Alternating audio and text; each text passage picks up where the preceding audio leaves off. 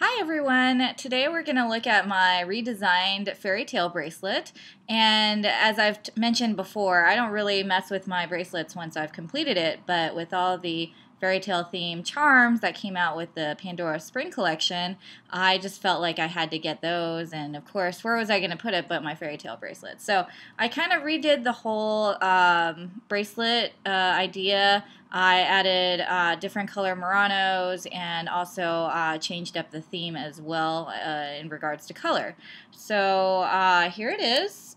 I'm actually really proud of it. This is a 7.5 two-tone bracelet, and I started just with, the clip at the end and an open works at the back. It's the big flower one. And I just really like these because it kind of caps over the threads at the end, and then at the other end you can't, the charms don't get on the threads as well.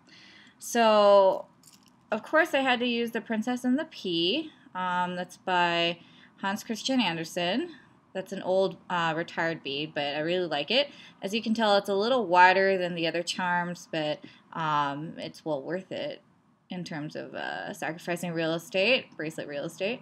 The crown can be a little sharp. I did dig into my wrist quite a bit, but again, it's such a beautiful piece that, I kind of endure it. The next one is the fairy that came out last fall. It's got a two-tone heart in the middle. Of course, this would be for Tinkerbell. She's really cute right there.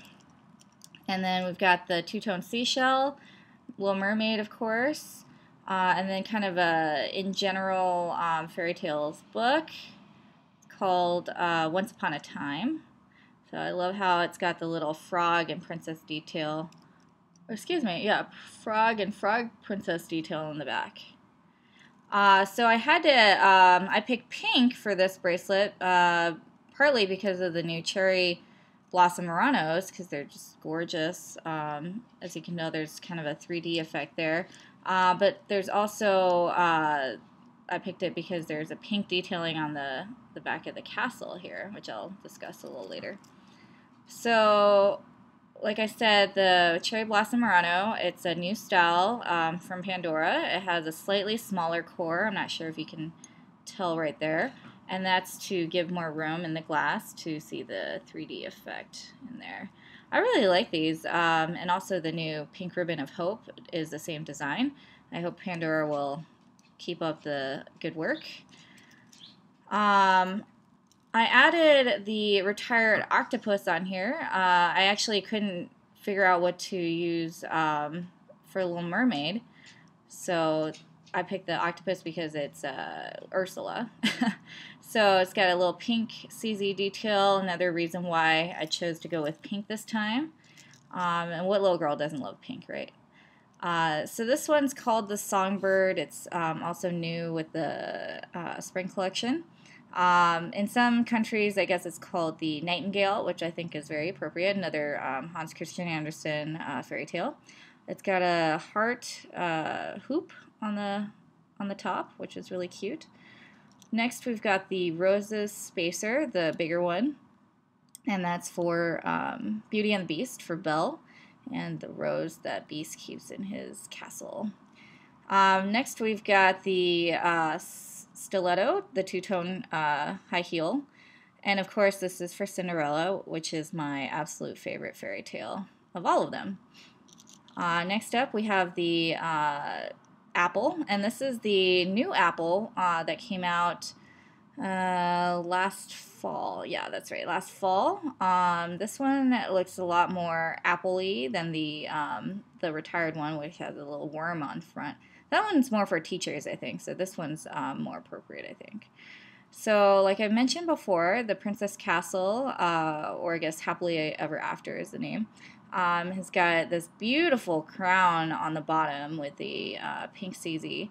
This is the same crown that was on the cruise charm that we got just a couple weeks ago. So this is really beautiful charm.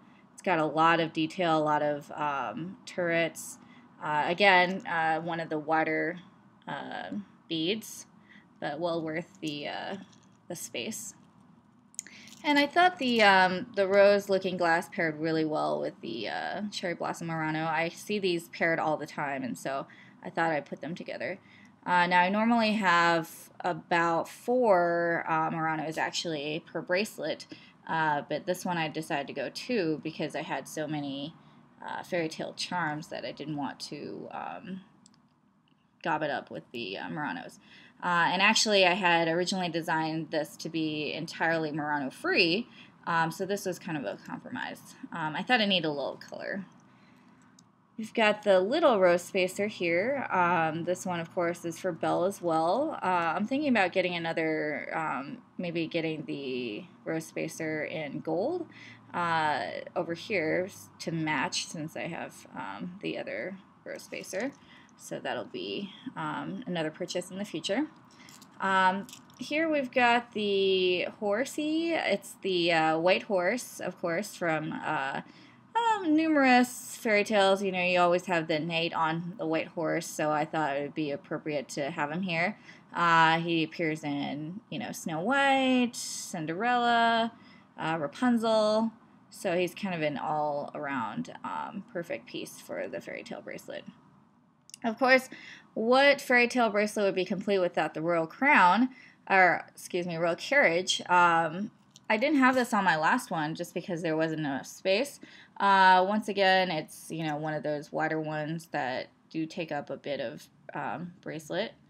So I had to add it for this one though, because when I was redesigning, it was at the top of my list. It's got a little pearl on the top, and this is for Cinderella, of course. Now, what fairy tale would be complete without the villain, right? So we've got the dragon next. This originally came out last year as a Chinese New Year special for the Year of the Dragon. It's very stylized. It's much more serpentine than the Western vision of the dragon, but it's obviously it's a dragon, so it works out well. So, and then next we've got the Frog Prince. Now, I don't know if you, my readers will remember, but I actually had a crown made and put on the regular frog, which I still have, and that one actually resides on my other two-tone wedding bracelet, which I discussed, I think, a few months ago. And that one's for my husband. So this one's still special, though. I just love the his little feet. And the flower detail on the back is really amazing. So, and again, the open works at the back. So that's it for my fairy tale bracelet. I hope you enjoyed this video. I've actually managed to complete quite a few in the last few months with the bracelet promos and going on the cruise. So I'll keep these coming as long as you're interested. Thank you for watching. See you next time.